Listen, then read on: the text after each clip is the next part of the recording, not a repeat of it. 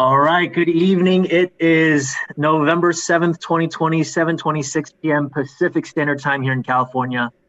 Super excited to have Alex as well as Hayden represent from UC Berkeley. We're going to have a really awesome debate tonight. I think that there's definitely a lot of tension, a lot of different kind of thoughts in the air these past couple of days, a lot of uncertainty and anxiety. However, we wanted to really bring these two gentlemen on board to talk about their thoughts. Alex, can you first introduce yourself? Hi, my name's Alex Baptiste. I am a current second year at the University of California, Berkeley, and I am studying data science.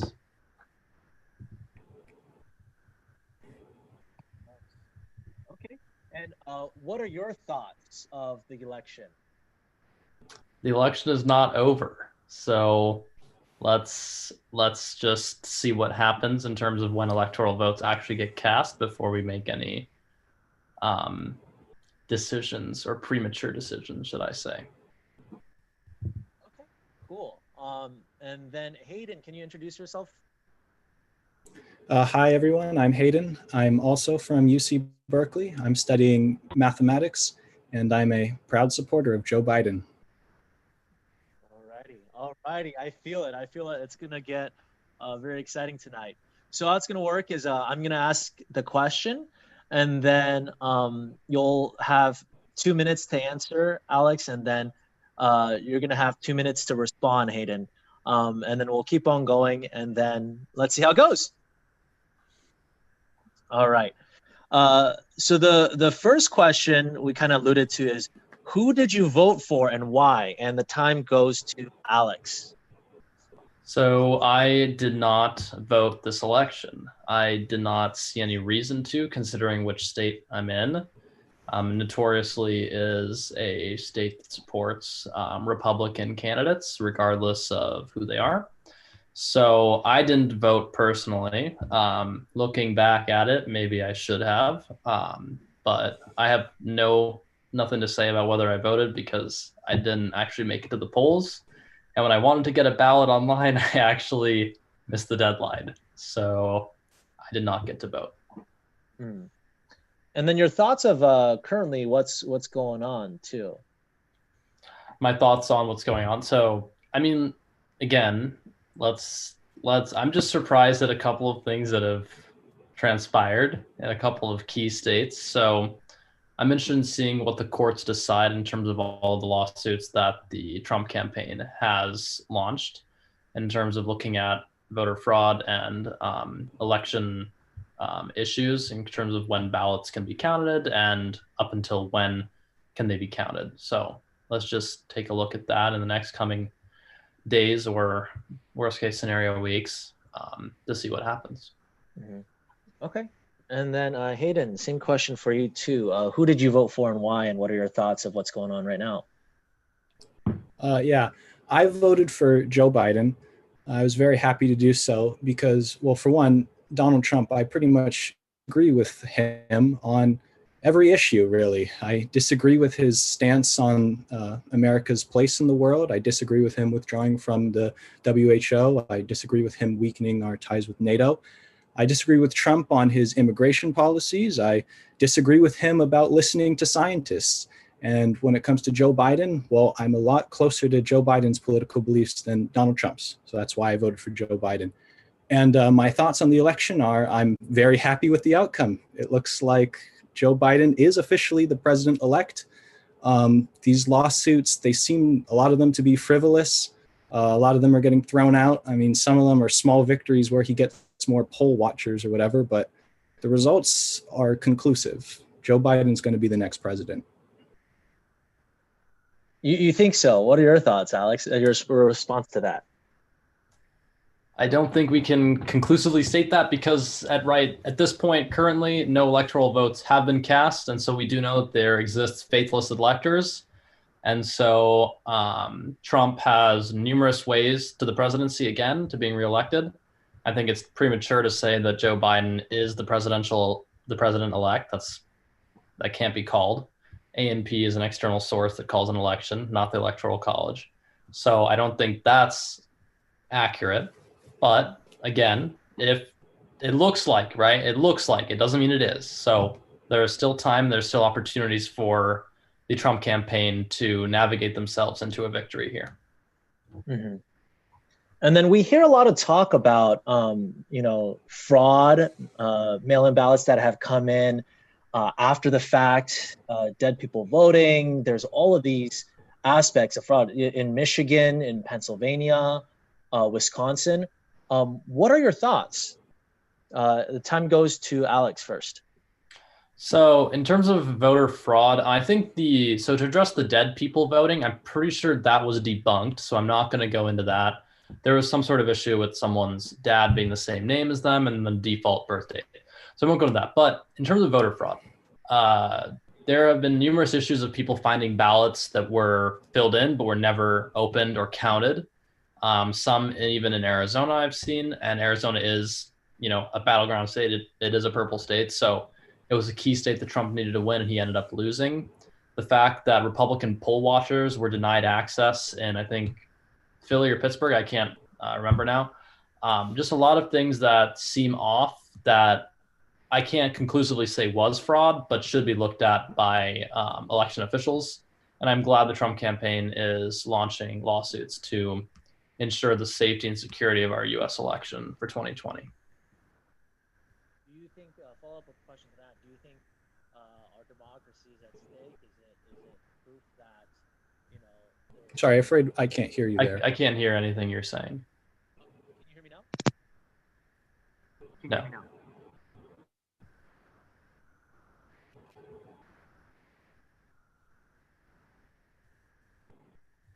All right, can you hear me now? A little bit better. Okay. A little bit. All right, what are your thoughts? Is this any better? Oh, it's cut away again. Gone. Yeah, it's gone. All right.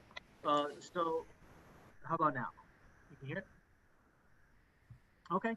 A little bit. So a follow-up question to that is, with all this fraud, does it that might be in there, does it disappoint you in some of the democracy that we have? Do you still have faith in the polling process? What are your thoughts on that?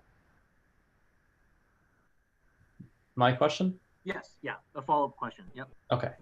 You're saying, what are my thoughts on, do I still believe in U.S. democracy? Of course I do. Yes.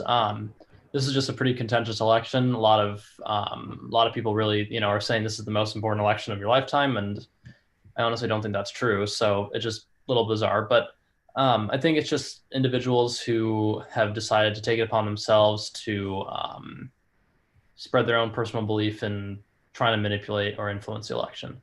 That's not indicative of every pollster or every person working at the polls. That's not that at all. I'm not gonna paint them with a broad stroke of fraud. I'm not gonna do that. Mm-hmm.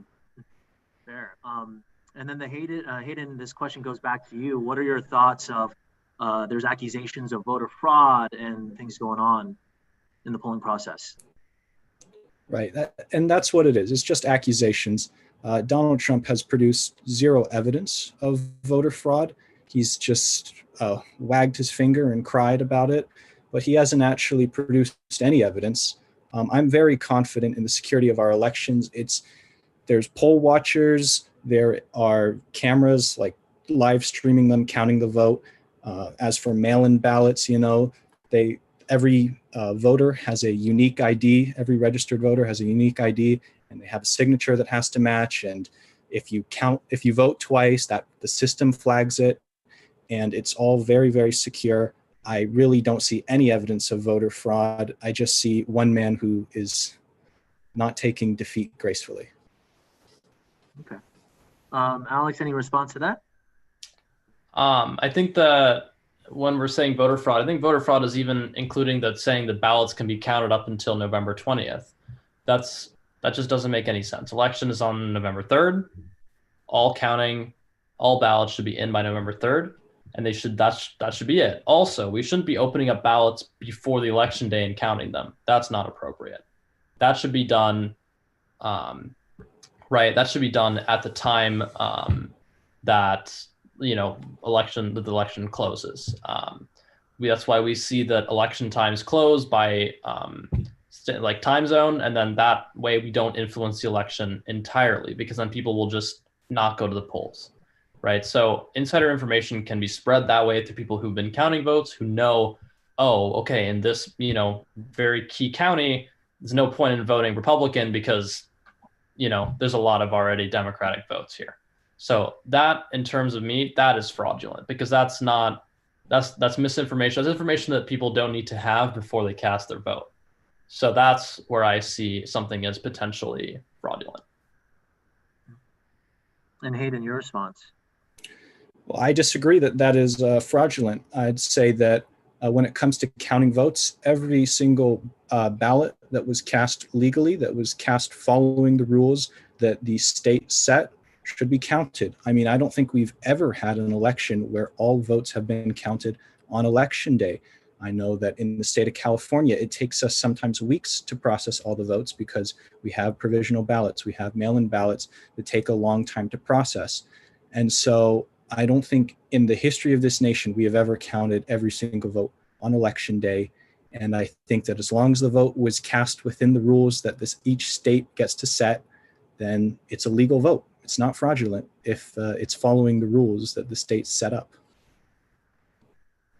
And Alex, you had a point to that. Sorry, I might have misspoke. They shouldn't be counted on election day, but only ballots received and submitted by election day should be counted. I'm not saying that they should all be counted by November 3rd.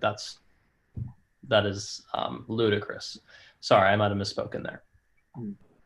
The fact that states get to choose when their ballots get to be submitted, that again is a problem, right? So California, November 20th? So if California was even a state that, was considered a battleground state or anything important to a Republican, right, that could be an issue, because someone who's a Republican just sees, oh, wow, okay, well, there's no point in voting now because, look, I mean, there's like a 3% difference and my vote's not going to count. And if you have enough people that do that, that can sway a state.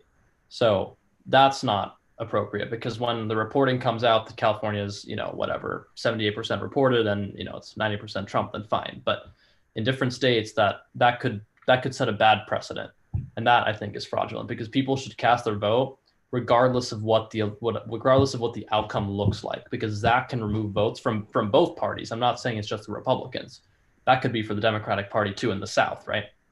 Take like Alabama. If Alabama just goes blue, Republican voters are just going to say, okay, there's no point in even going to the polls because it's just a waste of my time. My vote's not going to make a difference. That's not appropriate.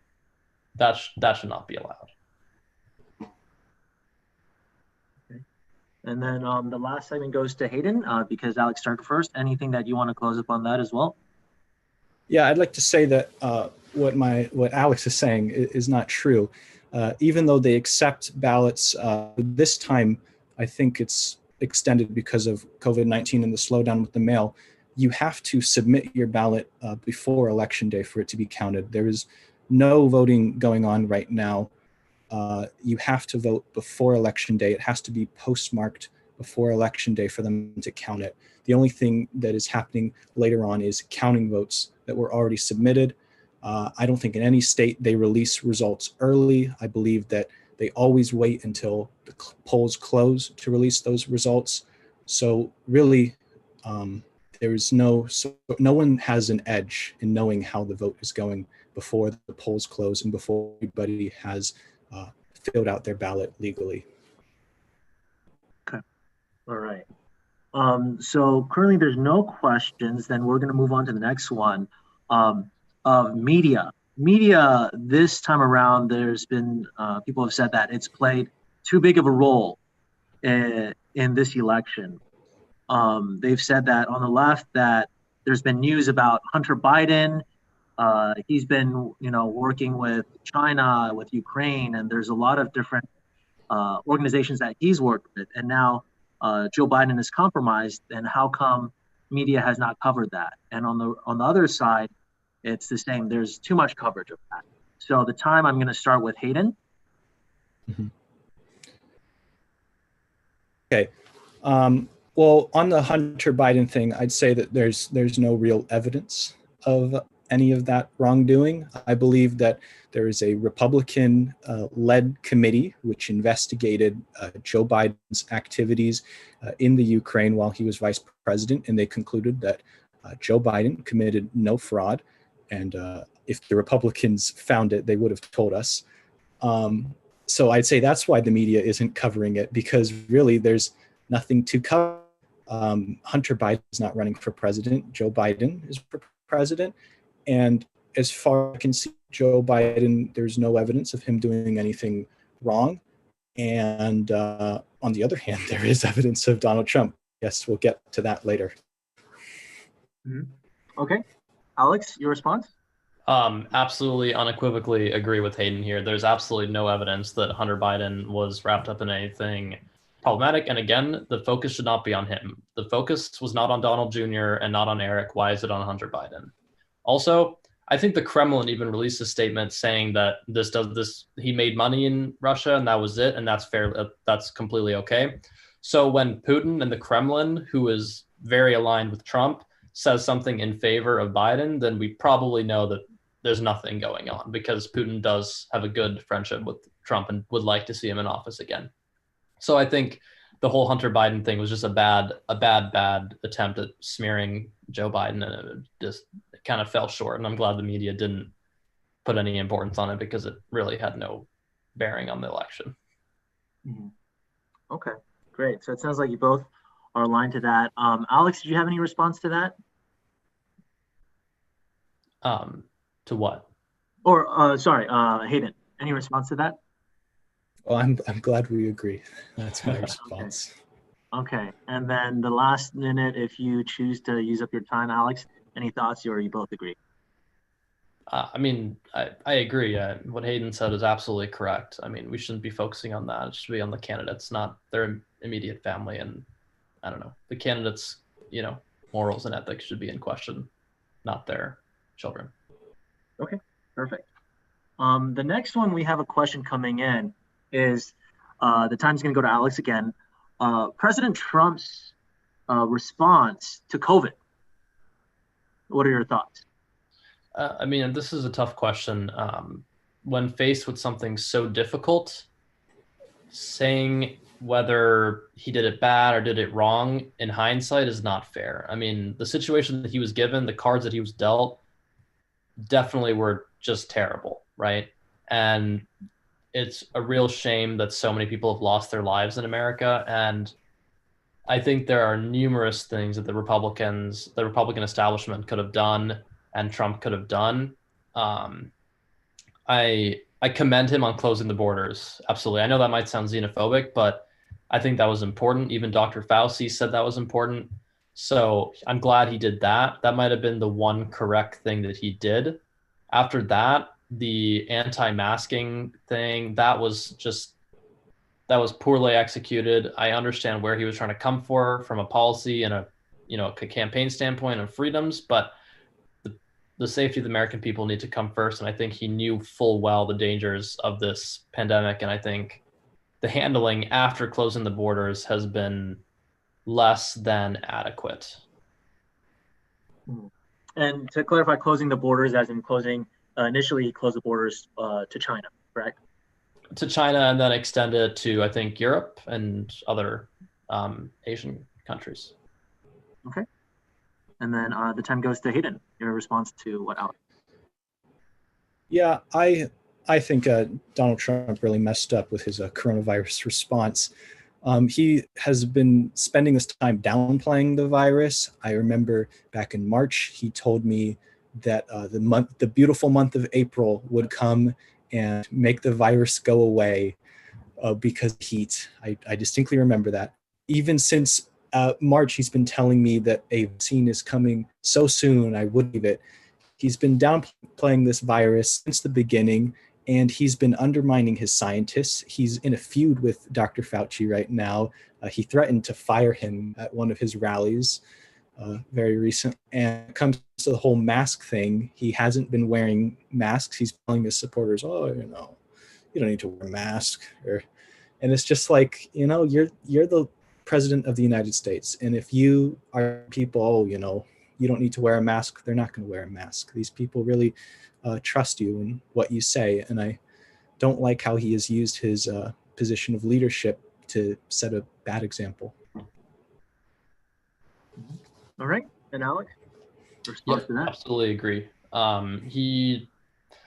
His supporters will do absolutely anything he says. So, I mean, it's just the fact. They worship him. They view him as like a god. And he should have realized that the safety of them is far more important than the idea of, oh, we're free from masks or whatever. It's shameful. It is absolutely shameful, the fact that he could not listen to experts and had to instead think that this would have been a good political move for him. His supporters are getting sick, and it's a bad situation. He should have listened to experts. It's unfortunate that he did not. Okay, great. And then it seems like you guys agree on that. Hayden, the time does go to you. If you want to close out anything, any final thoughts?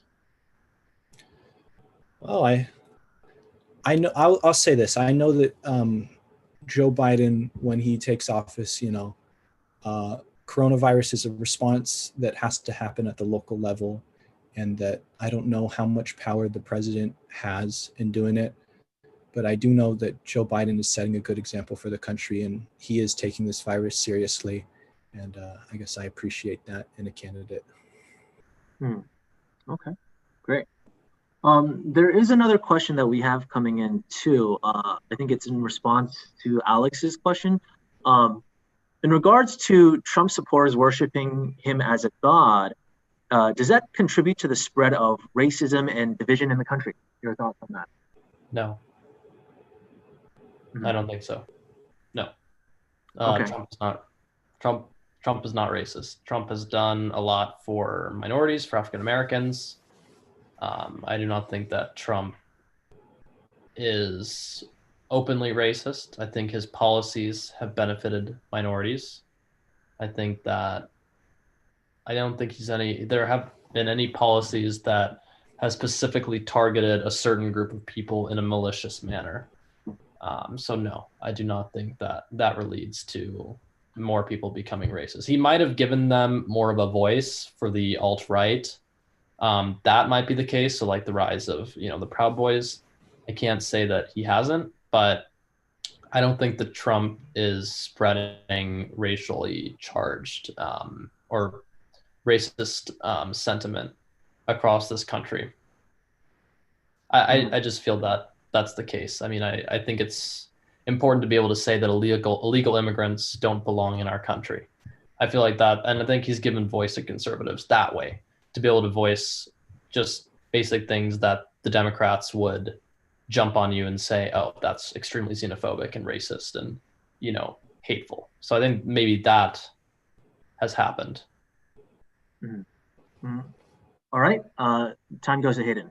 Your response to Alex. Oh, I think that you can judge a person by who backs them. And we can debate about whether or not Trump condemns white supremacists. Trump seems to believe he condemns them. Others seem to think he doesn't. But if we look at the actual white supremacists and we look at the neo-Nazi, they love Donald Trump. They loved him since the primaries in 2016. They still love him. And there's something about his platform that they really, really enjoy. And so even if we might not disagree about whether or not Donald Trump is racist, the racists sure seem to think that Donald Trump is their guy. Mm-hmm. And Alex? I think Joe Biden was caught speaking at a funeral of a notorious white supremacist, so I don't think that holds true. Trump receives support from someone who is racist, but Biden gives a eulogy for someone who is an openly white supremacist and racial figure. So I don't think we can judge someone as racist as people who support them, right? They're supporting the better of two evils in their mind, right? Who Trump was, right? White supremacists tend to be more Republican. They're not going to be Democrats, right? So they're going to rather see a Republican in office than a Democrat, regardless of whether Trump is racist. I'm willing to bet you that a lot of those white supremacists voted for Bush in 2008. No, 2000. Sorry. Again, they're just going to be picking the party or picking the politician from the party that they align themselves more so with. It's not that Trump is racist and that's why they're voting for him. It's that he's part of a party that they agree with policy more than the Democrats. Mm-hmm. And Hayden, back to you. I'm not aware of Biden's eulogy. That very well might be true, but I'll say is that Donald Trump's platform appeals to racist people. His rhetoric about America first, his rhetoric about how the Democrats are going to steal the suburbs from you. I mean, come on, that is direct rhetoric from like the 1950s or whatever, when they were afraid about Black people moving into the neighborhood.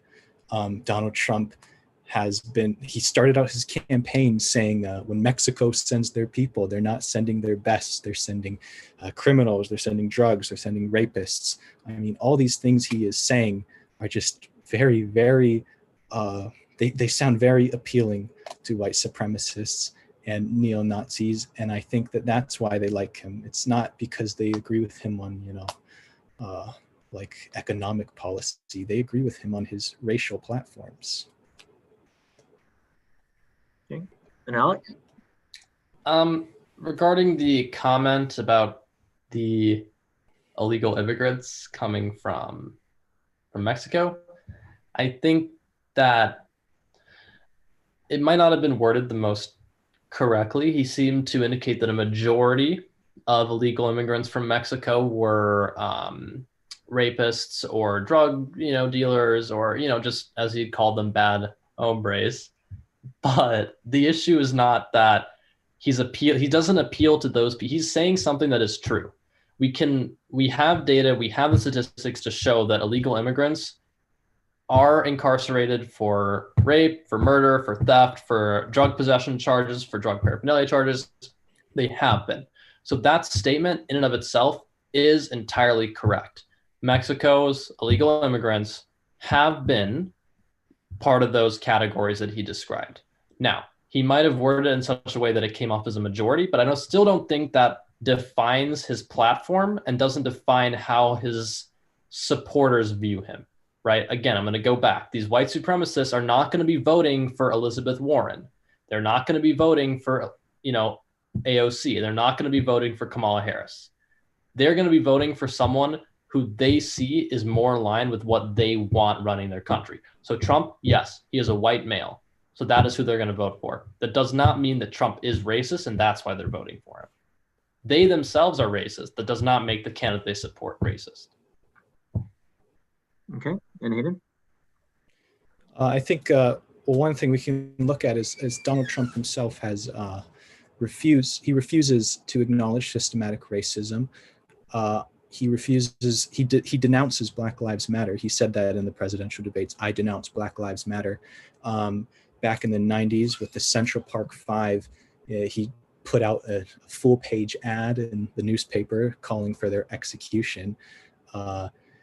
He has a record of being very much against racial justice, and he has a record of supporting the same views that people who are racist have. And so that's why I'm considering Donald Trump as a racist, because he just aligns so much with the racists that I have to say the man just might fit that description. There's a follow-up question from an audience member saying, this goes to Alex, is thoughts on Trump refusing to denounce white supremacy in the presidential debate? That one goes to Alex. He said to stand back, right? So that means he doesn't want them close to his campaign. I think that, again, okay, all right, let's go to this debate. That question from Chris Wallace was I don't think that was fair to Trump. Okay, who goes into a presidential debate expecting to get bombarded by the moderator and the candidate that you're running against with, you need to denounce white supremacy right now on this stage? Those words need to be carefully crafted, and we know that Trump does not have a great control over the English language, and he's not a very eloquent speaker. He gets his point across, and that's about it, right? So him on that stage, we should not have expected something that he was not prepared for. So he was not prepared to answer that question or make that pledge. And so I think that's why it came out as sounding that he wasn't denouncing them. He said stand back, and then I think he wanted to use the stand word again and said stand by, and that might have come off as him supporting white supremacy.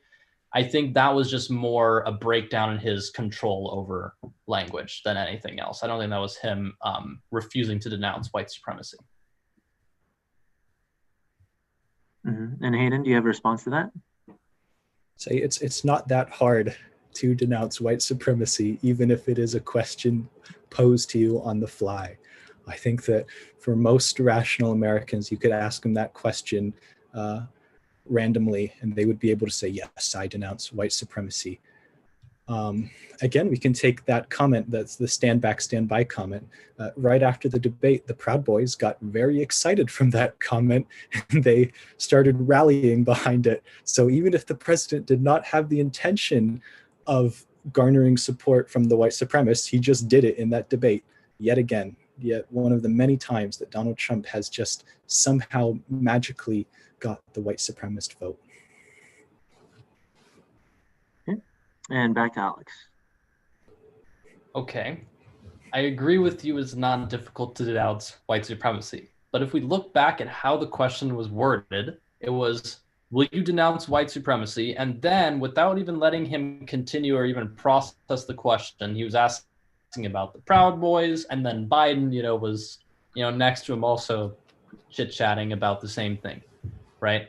So Trump probably got flustered, and it's difficult to form a succinct statement for him that will cover all of his bases at the same time to answer the question and to make that denouncement in a manner that would be consistent with what Biden was requesting and what Chris Wallace was requesting. I think that Trump has done many good things for the African American communities, for Asian Americans, for Mexican Americans, for Native Americans. So I think to say that his inability to, on the fly, create a statement that would denounce all of white supremacy does not eliminate all the things that he has done for minorities. It was not a great moment, I will agree. But I don't think that is a complete refusal to denounce white supremacy. Mm-hmm. Okay, and because that was Alex's question, follow-up question, Hayden, how would you like to close with that? Anything that you'd like to respond to that? I guess what I'd say is that during his questioning, it was will you denounce white supremacy? And he said, sure. And then they're like, no, actually do it. And he's like, oh, who do you want me to denounce? And he was being kind of hesitant to do it. And then after he said the stand by, stand back comment, he pivoted in that question. He pivoted Antifa and to the radical left. He immediately pivoted. He did not want to talk about white supremacy. He did not want to talk about these racist white supremacists or neo-Nazis. He wanted to talk about the left, and he wanted to pivot.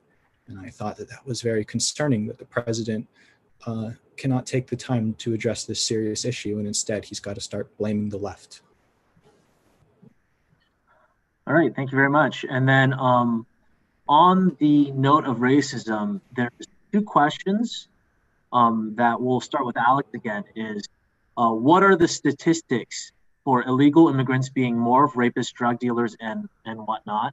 And then also the other question coming in is what has he done for minorities exactly?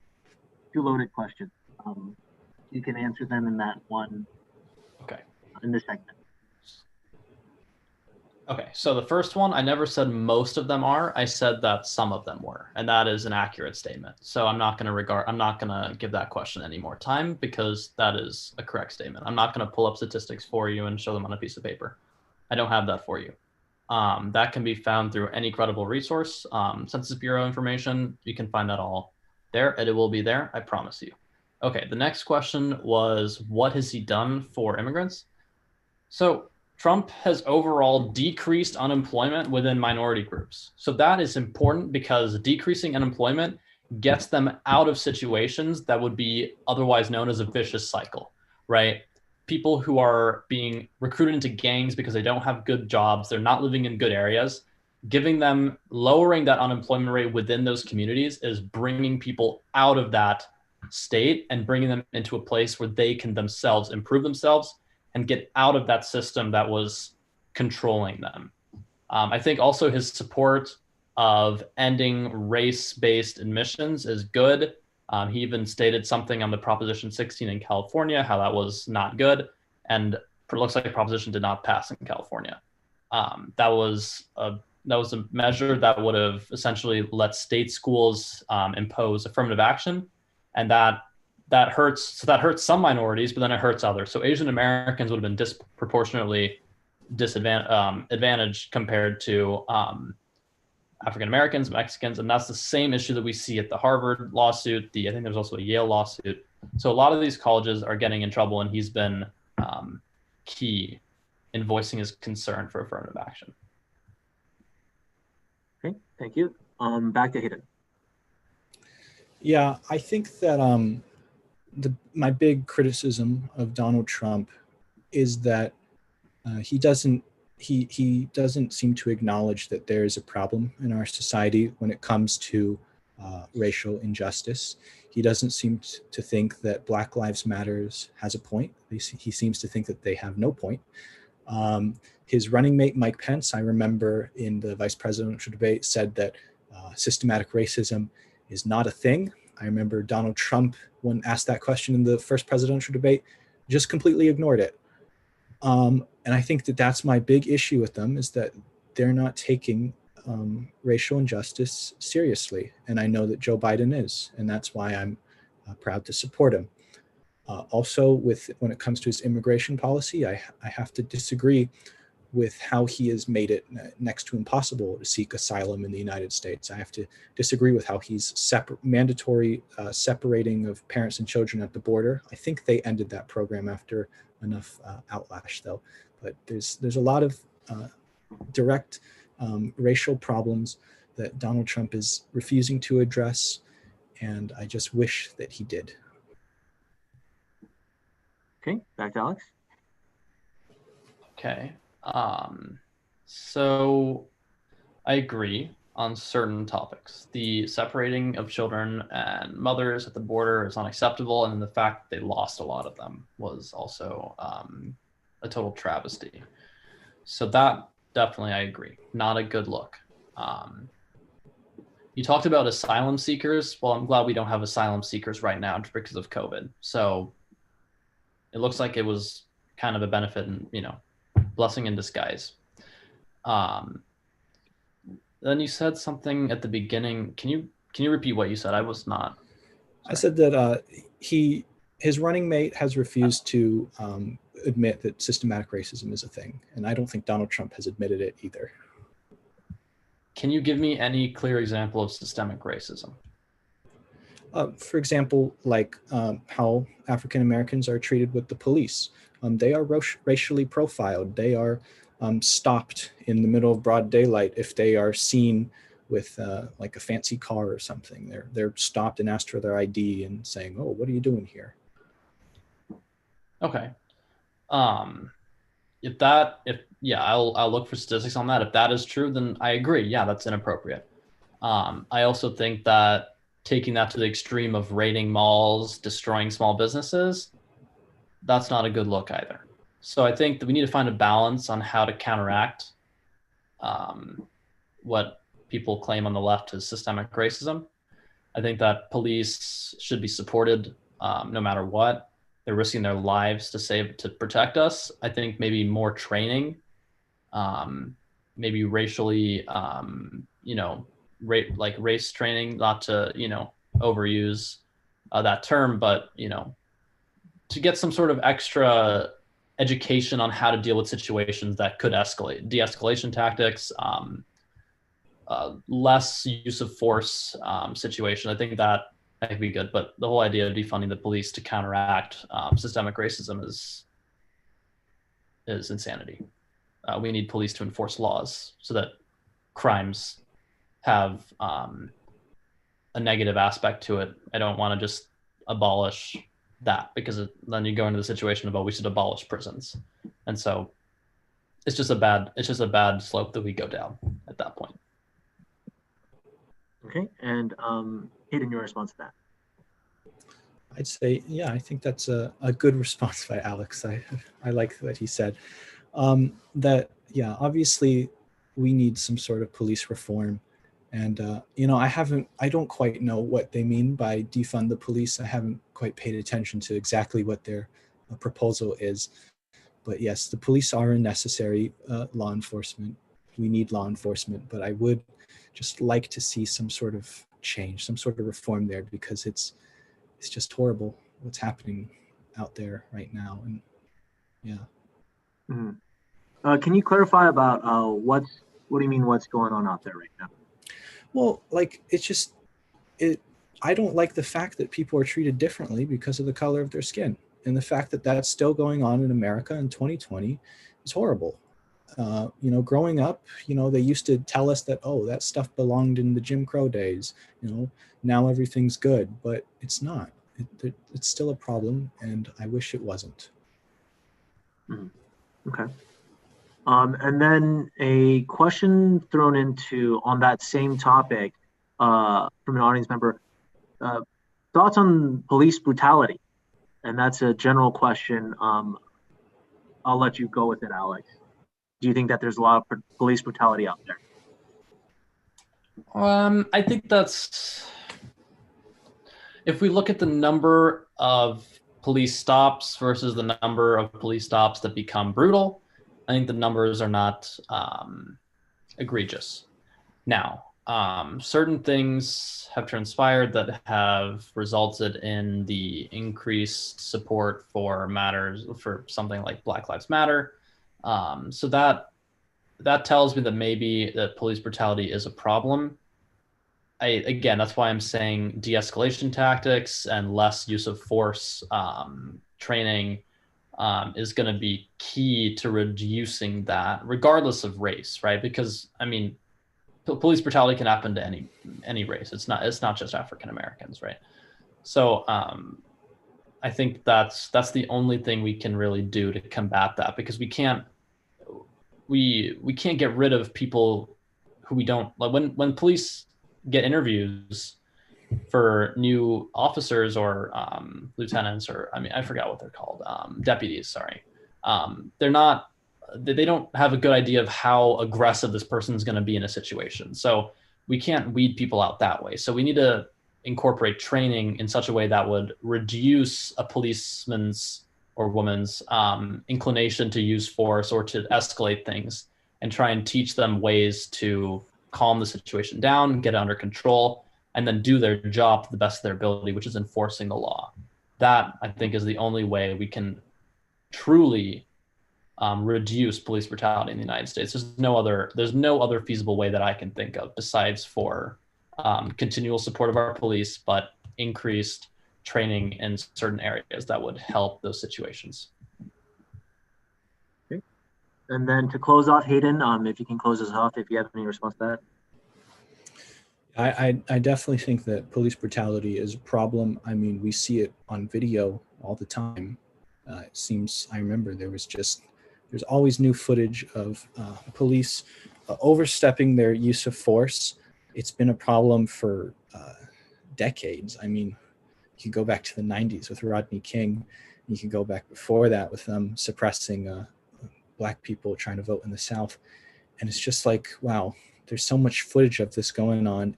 It's been a problem for decades, and it's still a thing. And I just wonder, like, how many times going on where we don't have somebody taking footage of it. And I just wish that, yes, there was some sort of training, some sort of police reform which changed the approach to using force. Okay, great, thank you. And then we're going to start with Hayden this time. Here's a question from someone overseas, very far away. He says, "Face it, guys, America deserves a lot better character than Trump for sure. The problem, however, is that a guy of this kind harvested 70 million votes versus Biden's 74 million, and had made such the balloting process such a cliffhanger. How is the Biden-Harris liberalism, progressivism, how is it going to address it now that they won the election?" Yeah, I agree. Donald Trump obviously has a lot of support, and I hope that to all the Trump supporters out there that they give Joe Biden a chance and they listen to him, because I think that if they listen to Joe Biden and what he has to say, they might agree with it. I'd say just give them a chance. I'm a little worried with the right wing media and Fox News, because I remember that they just rag on the liberals for just the most stupid stuff. Like they would during President Obama's administration, they would complain about him wearing a tan suit, and I just hope that to all those 70 million Trump supporters out there, they give Joe Biden a fair chance. But I know that it's going to be a struggle.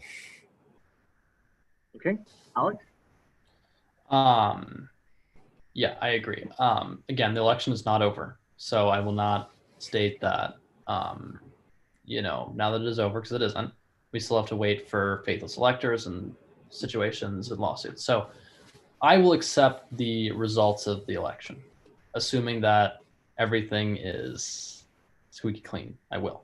And then at that point, I expect that every Trump supporter and every person who didn't vote for Biden will give him a fair chance. He deserves a fair chance at governing. You made a claim about the ethical nature of Trump. I cannot disagree with you that he comes off as an unethical man. There have been numerous, or you said a character flaw. Yes, there have been numerous situations where Trump has been less than what we expect or require from a president. I think that that's because he comes from the business sector of the world, and he brought that mentality and that skill set to the job. And that's not a statement on how business works. That's just who he was.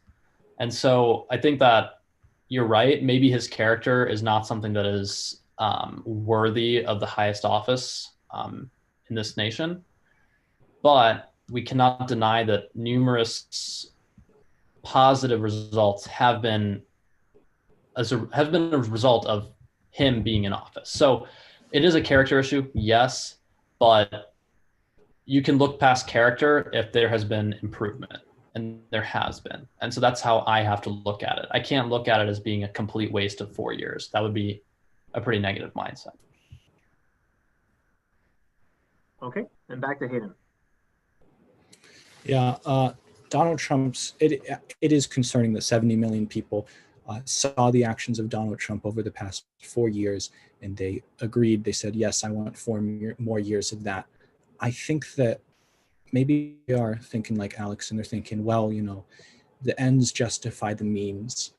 But I guess in my opinion, if there was a liberal who acted in the same way as Donald Trump, who called up Ukraine to try and get dirt on his political opponent, who would make these stupid comments about people all the time, who would lie constantly through his teeth, who would the first day of his inauguration, he said that I had the largest inauguration crowd size, which was false. I mean, we have pictures to prove that was a false claim, and he would just make these stupid lies. And I would think if there was a liberal who acted like Donald Trump, I wouldn't vote for him. I would vote for the Republican alternative, assuming that they were of good character. So in my opinion, no, the ends do not justify the means. The office of the president is supposed to mean something. And the person who occupies it should hold themselves to a high moral standard, and Donald Trump does not. Okay, and Alex, you can close that one off. Yeah, I agree. Absolutely. The office of the president should be held by someone who is ethical and morally sound. And Trump came off as not that. And that is unfortunate that happened. So with that character flaw too, let's call it character flaw for lack of better words. This is a follow-up question from an audience member. What does that mean for American exceptionalism, that we are the exception, that we are different than other nations? Does it mean that this exceptionalism disappears? Does it not? We'll start with Alex. Sorry, I did not understand the wording of your question. You're saying American exceptionalism? Yes, American exceptionalism, meaning that, hey, we are, our country, America, is inherently different from that of other nations, right? What does that mean for American exceptionalism? Like, you have this, you have President Trump, who has this quote unquote character flaw, or who is not of the best character. What does that mean for that? Okay.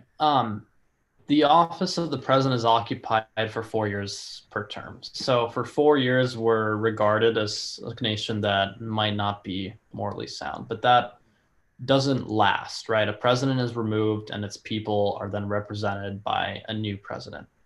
So I don't think that changes how America is.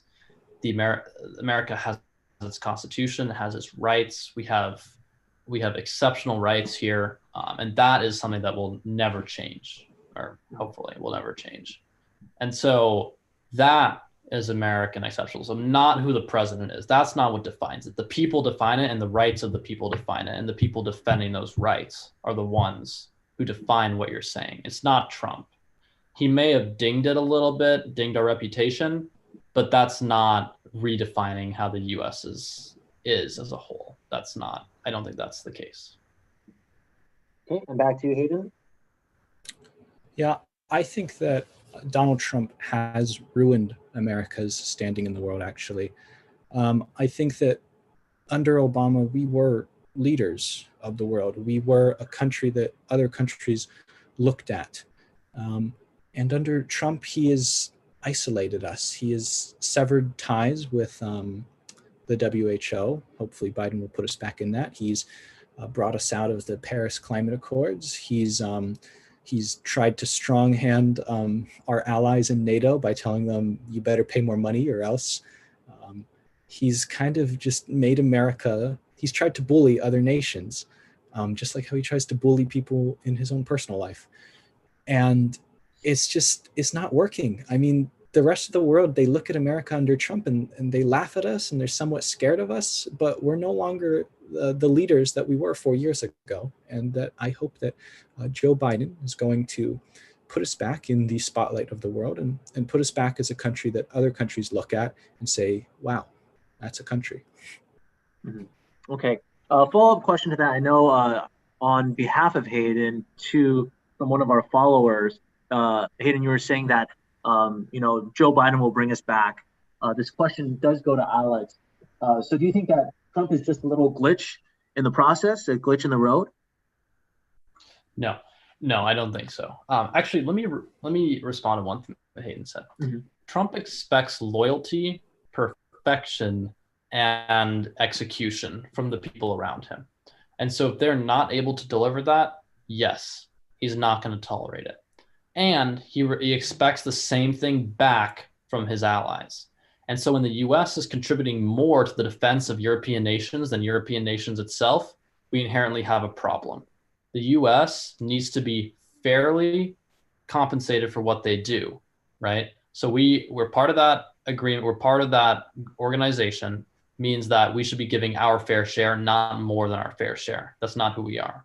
And one other question to Hayden. Who is the leader of the free world now? Is it not the U.S. anymore because of Trump? Has it changed to another nation? Or are we still the most powerful nation in the world? Are we still the leaders?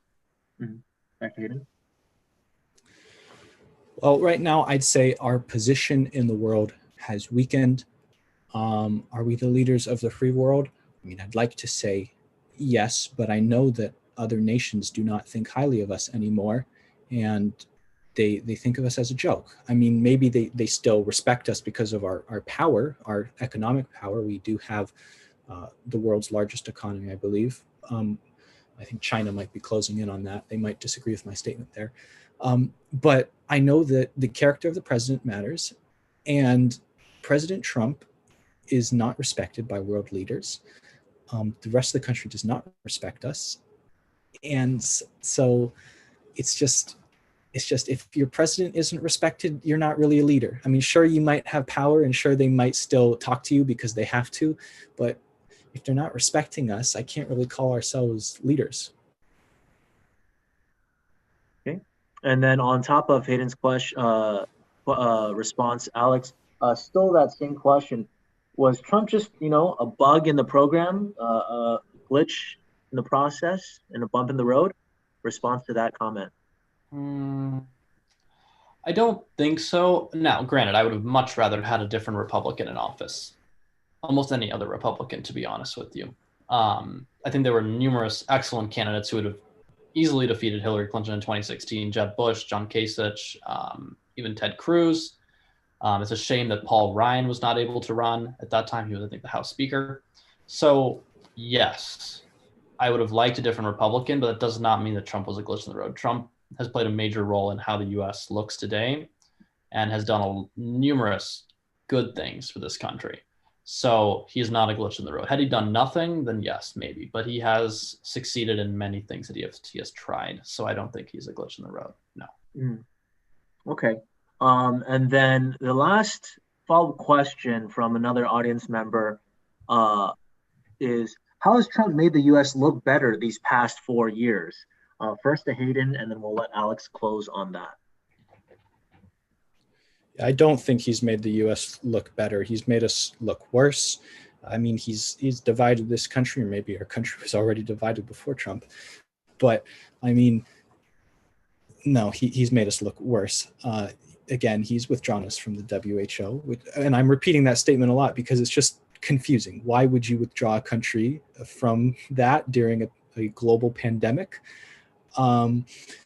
He's made us seem xenophobic. He's made us seem like we're selfish and we don't care about anyone else but ourselves. And so I think when the world sees that rhetoric of America first, they're like, oh, America, why would we ever respect a country that's so selfish?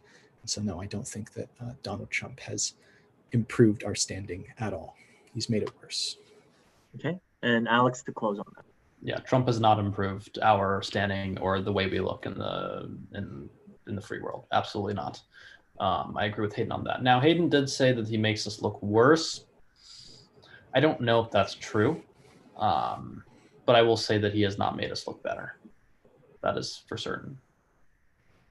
Okay, great. Thanks, gentlemen. And then we have 7 minutes until we end this. Here's another question coming in is, thoughts on Trump supporting teachers carrying guns on campus, armed educators, trusted people who work within a school, love our students and will protect them? That goes to Hayden first. Yeah, I disagree with bringing a firearm onto a school campus. I don't think that is a wise decision at all. There could just, so many things could go wrong with that you're introducing a huge liability by arming teachers. And I just don't see that being a very good plan. And I don't think teachers want to have weapons. And how would a kid feel if they're trying to learn and their kid is, and their their teacher is walking around with, a pistol on their hip? Like, it just doesn't seem to be the move.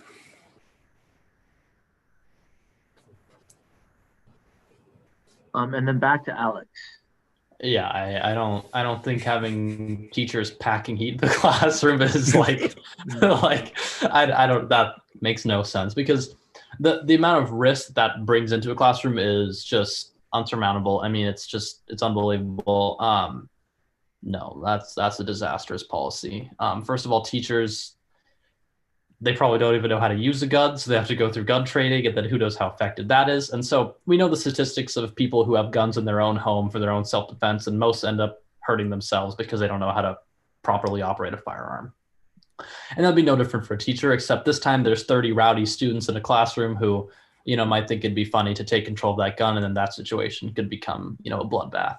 So no, that is a terrible policy. I think that was a Betsy DeVos policy, though. I don't think that was exactly a Trump policy. So she was trying to defend the kids against grizzly bears or something, right? Or something like that. That's what I remember. But no, bad policy. Okay. And then there's another audience comment, I think, that warps into a question. this one will go to Hayden first as well. Do you think Joe Biden is all talk and won't actually follow through with what he is promising the U.S., unlike Trump, who has followed through on policies for the U.S.? Right. First off, Trump hasn't followed through with policies. What happened to making Mexico pay for the wall? And about the border wall, I don't know how much of it they've constructed, but Mexico certainly hasn't paid a dime for it. And also, that was his biggest campaign promise. But Joe Biden, will he follow through with his policy? I think a lot of that has to do with the Republican-held Senate. Right now, I remember Mitch McConnell during the Obama administration set out to let Barack Obama do absolutely nothing with his presidency that he couldn't get done through executive orders. I think that right now, Mitch McConnell really holds the keys in seeing if Joe Biden can actually pass some of this historic legislation he's talking about. But even without legislation, I think that Joe Biden will still do a good job. He will, for example, Donald Trump got rid of transgendered protections with the federal government, and I think Joe Biden will reinstitute that. And when it comes to like immigration policy, seeking asylum and stuff after this pandemic is passed over, I think that there's a lot of actions that the executive can do by themselves that Joe Biden will follow through with. But the other big stuff he's talking about, like tax reform and healthcare, that's going to need bipartisan approval. And if Mitch McConnell's track record is to be trusted, that's probably not going to happen. And to Alex as well, too, what are your thoughts on how Joe Biden will perform? Do you think he's all talk and won't actually follow through with what he's promising the U.S., unlike Trump, who has followed through on the policy for the U.S.? No politician is all talk. They have their goals that they want to do. They're not making promises to just not fulfill them, right? So Biden will need bipartisan support for a lot of the policies he's going to do. So promises made, promises kept is Trump's motto. Didn't happen with the border wall. Again, the biggest promise, but it wasn't because that it was a promise that he made that was not able to get passed, in Congress, and then wasn't able to do it because, well, Mexico wasn't going to pay for anything directly, right? He imposed some sort of trade laws and stuff like that, I think, to try and offset the cost. But no politician is all talk. They want to get stuff done that they promised, but they need help with, they need the support of Congress to do that. And if Mitch McConnell is the Senate Majority Leader, which it looks like he will be, then I can unequivocally say for the next 4 years that nothing will happen under Biden's presidency. And that might be for the good. Okay, great. Great. And then if you have time for one more, there's a follow-up to that. Alex, do you agree with the Mexican wall border? No. That money is better spent elsewhere. We should develop programs and investment opportunities within South America to keep their people in their countries. We don't want illegal immigrants. We don't want them coming to our country, but building a wall is not the solution. We should be investing our money into revenue generating opportunities within those nations that will develop their infrastructure, develop their economy, and keep their people there. That, I think, is a good idea, but that money should be invested in such a way that there is still some return on income to the United States. Not just us giving money away for free. The wall will do nothing. They can build a ladder, they can dig under it as they've been doing currently. So no, I don't support a border wall. It'd be funny to see, but no, I don't support it. All right. Well, thank you very much, gentlemen. Really appreciate the time that you've had spending with us. We're going to try to put on more debates so we can really get some of these conversations stirring. But I will end with this. An audience comment says, thank you for the time. You two are very, very nice. What will come will still come. But thank you very much. Again, thank you so much for the time. And thank you, Rose.